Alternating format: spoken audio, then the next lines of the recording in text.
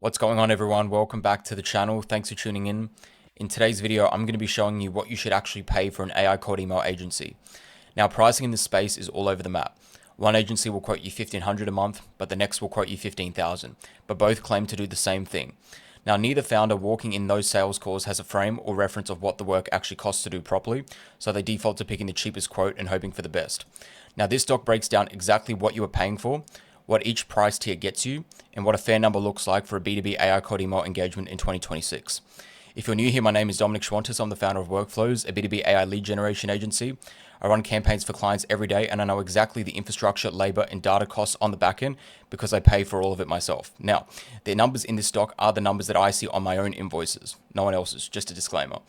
Now, why the pricing in this space is so confusing. Cold email agencies have no standard unit of delivery. Some charge per mailbox, or the bad ones do anyway. Some charge per lead loaded, some charge per email sent, some charge a flat retainer, and others charge per meeting booked. So it's impossible to tell which agency is pricing by which metric. Now, none of those units describe the same thing, so quotes from 3 different agencies are not comparable without translating them into the same frame. Now, the frame that matters is simple. What does it cost to run real outbound infrastructure, plus a real operator who knows what they are doing, plus the data and the tooling for one account for 1 month? Once you have that number, every quote either sits above it and makes sense, or it sits below it and you know the agency is cutting corners somewhere that you haven't found yet. So let's talk about what you're actually paying for. Now, every B2B AI cold email engagement is paying for 4 things predominantly, whether the agency itemizes it or not. The first is infrastructure, so domains, mailboxes, sending platforms, warm-up, custom domain tracking, and inbox rotation. Secondly is data, so the lead list sourcing, the enrichment, the signal detection, the research that decides who gets emailed and when. The third is copy and strategy, so the offer, the angles, the sequences, the iteration, and every 2 weeks based on what replies are saying. And the fourth is operator time, so the human in the loop watching the deliverability, sorting replies out, adjusting lists, making judgment calls, and reporting results.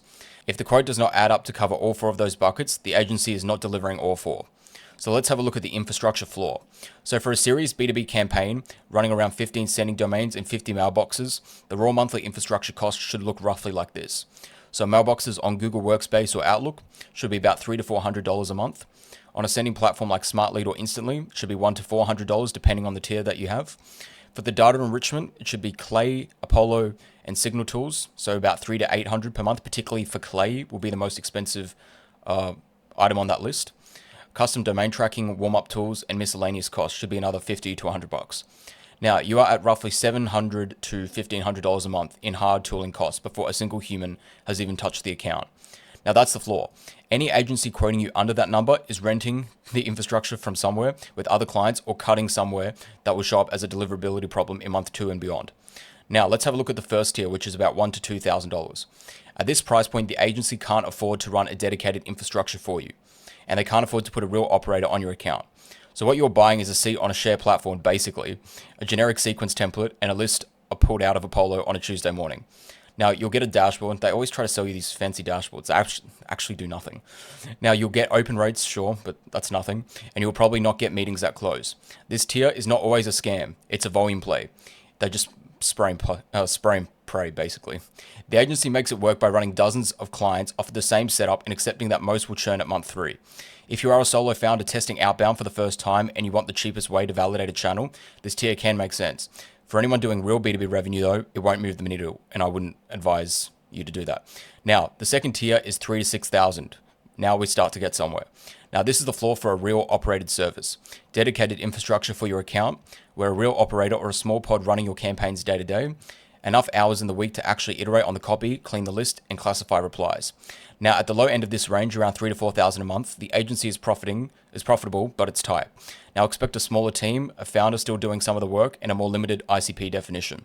At the higher end, about $5,000 to $6,000, you should expect a dedicated account manager and account management, weekly reporting, proper reply handling, and a clear process for when things break. Now, most legitimate B2B AI cold email engagements live in this bracket here. If the agency is competent and the offer is strong, this is where you get the real pipeline. And the third tier is $7,000 to $15,000. Now, at this price point, you are paying for complexity. Multiple ICPs running in parallel, multi-region sending, heavy data and signal work, integration with your CRM, inbox management handled for you, sometimes outbound SDR handoffs as well. Now, the infrastructure footprint is 2 to 3 times bigger. The operator time is much higher, and the data and tool bill alone can run $1,500 to $3,000 a month. Now, this tier makes sense for companies with a defined sales motion, a clear ICP, and the sales capacity to actually handle volume of meetings coming out on the other end. It does not make sense for early stage companies that are still figuring out who they sell to, particularly when they don't have much money as well, by the way. And at that stage, you are paying for throughput that you can't convert. And the last sort of, how would you call this? Last caveat is performance-based pricing. Now, this is one for really experienced agencies. Beginners should not be doing this unless you're trying to get case studies, in which case you're doing it for free, not because you're actually good at what you do. But if you're getting to the point where you can charge $6,000 or so plus a performance basis, that's where you know you are really starting to get up there. Now, this is a pay per meeting, pay per qualified lead, pay per deal close model. Now, they sound appealing because they push risk onto the agency and removes the risk from the client. Now, in practice, it can create two problems. The first is that the agency is incentivized to book any meetings that qualifies under the loosest possible definition, not the right meetings with the right ICP. You end up with a full calendar of unqualified calls. Now, the second is that good agencies don't need to take pure performance deals, so you're usually left picking from a short list of operators with less leverage in the market. Like I was saying, like if you're getting started, usually that's when you'll see this. Now, a clean hybrid works better. A base retainer, like $6,000 a month, that covers real infrastructure and labor cost, plus a performance component tied to a tightly defined outcome. Now, that gives the agency enough runway to do the work properly and still give you upside if it underperforms. Now, let's go through an example. So it could be if you're paying $6,000 a month or $6,000 fee for the engagement, however it is, 30, 60, 90 days, plus you could take 10% of the increased revenue that you take. Now, that's actually a really typical example in this industry of a hybrid. Now, obviously, this number can fluctuate depending on the client and what kind of business you're engaging with, but this is pretty standard. So if you go 4 or 5K, whatever it is, plus the 10%, that is pretty much the standard way to go. Now, let's have a look at the retainer versus the hybrid model. So a flat retainer is a simpler structure. You know the number, the agency knows the number, and the conversation stays focused on the outcome. Now, the downside is that a pure retainer gives the agency no reason to push harder in month 3 when the first sequence is burnt out. Now, a hybrid of retainer plus meetings booked as a bonus or the pipeline bonus fixes that. Now, the retainer has to be large enough to cover the actual cost of doing the work. Otherwise, the bonus is the only real pay and the agency treats your account like a lottery ticket. Now, my rule of thumb is that the retainer should cover infrastructure plus at least 20 hours a month of operator time. Anything beyond that can sit in the performance bucket. Now, what you should never pay for. Setup fees above a token amount. 1,000 or 2 cover the domain purchase and initial warm-up is fine. But anything over $5,000 as a setup fee is the agency front-loading their margin before you've even seen a result. Now, access fees to their dashboard or platform. Now, that tool is just a commodity. Anyone now with vibe coding can just fire up a simple dashboard using Lovable or even Claude Code. Now, you're hiring an operator. You're not renting some software. Now, reporting as a line item and reports as table stakes. If the agency is charging you for like an extra weekly reporting, they don't understand what they're selling. And if they're really charging you for that, they honestly think you're stupid. You should just leave the engagement. Now, list purchases as a pass-through as well. The agency should bake data costs into the retainer at their wholesale rate, not mark them up and bill you separately. So let's have a look at the math you should run before you sign a contract.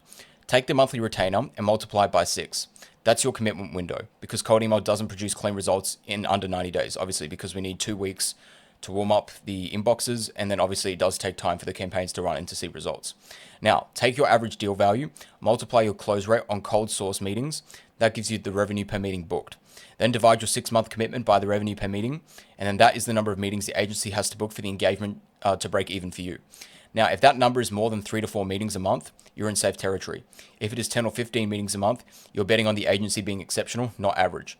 Run this math before the sales call, just so you have a good idea about what you should be listening for when they give you numbers. Now, red flags and how pricing is presented. The agency will not give you a number until the second call. This is the qualification tactic, not a pricing model. You should get a ballpark on the first call, provided you've given them all the information that they need to make that quote necessary or that quote available. The quote is structured entirely around emails sent per month. You're paying for output, not outcome. Now, if the price drops dramatically, another red flag when you push back, that tells you the original number was a test, not a coasted proposal. And if they're willing to do this, think about what else they're willing to do. If they're that needy for the sale, that means they're clearly not as good. Well, provided, I don't know what their case studies are like, but if they drop the price just because you are not keen on it. Now, offering a, I just want to caveat this, offering a split payment is fine. But if they drop the total cost, that's a red flag. Now, If the contract has no stated success metric, that's also a big red flag. And a retainer with no defined outcome is recurring revenue for the agency and an open-ended risk for you. Now, the pricing assumes a 12-month commitment with no break clause. Now, the cold email agencies and the engagements that they enter into should be measurable every single quarter, and you should have a clean exit at every checkpoint if something doesn't work out. So let's have a look at what a fair quote looks like in 2026. So for a standard B2B AI cold email engagement targeting a single well-defined ICP with dedicated infrastructure and a real operator, the fair range is $4,000 to $6,000 a month on a flat retainer, or $3,000 to $4,000 plus a performance component. Now, for a more complex engagement with multiple ICPs, multi-region sending, CRM engagement, and heavier data work, the fair range is about $7,000 to $12,000 for the entire engagement. So for enterprise scale, outbound with custom data pipelines and dedicated pods, the number can justifiably go higher. But at that point, you're not shopping agencies anymore. You're building a partnership. Now, this is the other thing that most newbies, when they're starting out with AI businesses in general, they come in as like a freelancer, which any knob can go onto Upwork and just replace you. You need to come in and position yourself as a growth partner, because then that makes taking those performance bases much easier, because you're charging a base fee for obviously your costs and to pay your staff, and then you know that you can get them results based on the presentation you outline, and then it's much easier to take that performance incentive, and you can even go more bullish on that. Now, anything under $3,000 a month for a real B2B engagement is the agency either losing money on your account or they're not doing the work properly. So to summarize all of that, the right question is never what is the cheapest agency. The right question is what does the work actually cost to do properly, and is the quote in front of me consistent with that number? Now, if you are paying under the infrastructure floor, you're not getting a deal. You're getting a shared infrastructure, a generic sequence, and an operator stretch across 20 accounts. And also a generic sequence is just another way of saying a generic ChatGPT AI slop outcome. If you're paying in the right band for a competent operator with dedicated infrastructure, you're paying market rate for a service that can actually move your pipeline. Price is the easiest thing to compare and the hardest thing to compare well. Start with the floor, work up from here, and make sure the number on the contract lines up with the work you actually need done. Now, another quick thing to note before we close off the video, and this always happens for new agency owners. If you're talking about price, that means you've already lost, because they're equating price to value, right? The question should never be about this. That should be a no-brainer based on the value. So for example, if you go back to the case study that I put on the channel about how I replaced an $80,000 a year employee with 2 automations, that price wasn't even an issue. In fact, I could have doubled the price and the deal still would have gone through. Why? Because this was so high. Think about this. If they're paying 20 grand one time and they don't have to pay an 80 grand salary for life, you're making them like a 6x in year 1. And then from year 2 onwards, when they don't have to pay your fee, that's like a 13x ROI on their money, like for life. Now that is a deal where the value is just so insane that the price isn't an issue. I could even make it 50 grand. Now, obviously people would be more skeptical, but the point I'm trying to illustrate is that the value is king. If you lead with the value, the price is just basically a token of goodwill for your work, basically.